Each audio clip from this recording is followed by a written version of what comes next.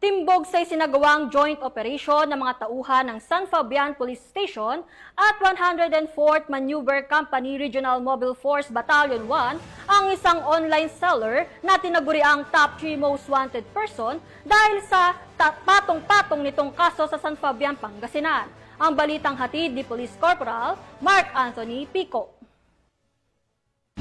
Ng mga operatiba ng San Fabian Police Station kasama ang 104th Maneuver Company ng RMFB-1 ang isang 34 na taong gulang na babae sa Barangay Lungos Central, San Fabian, Pangasinan noong July 8, 2025. Kinilala ang naaresto na si alias Vina, may asawa, isang online seller at residente ng nasabing barangay.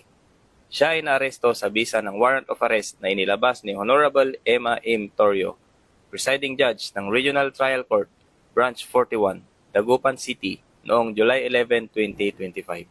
Si alias Vina ay nahaharap sa dalawang magkahiwalay na kaso.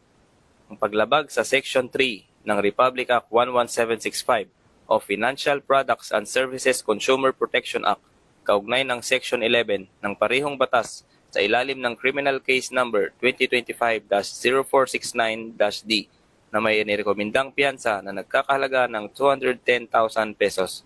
Pangalawa ang estafa sa ilalim ng Article 315B ng Revised Penal Code na isinabatas sa bisa ng RA 10952 at may kaugnayan sa Cybercrime Law na RA 10175 sa ilalim ng Criminal Case Number 2025-0462-D at 2025-0470-D na may tig 30,000 pesos na piyansa bawat kaso. Sa ngayon, nasa kustodiya na ng San Fabian Police Station ang suspect para sa karampatang dokumentasyon at paghahanda sa pagpresenta sa kanya sa korte. Patuloy ang paalala ng mga kapulisan na maging mapagmatsyag at mapanuri para hindi maging biktima ng anumang krimen, lalo na online. Mula dito sa Ilocos Region, ako ang inyong PNN correspondent, Police Corporal Mark Anthony Pico, alagad ng batas, tagataguyod ng Balitang Pulis.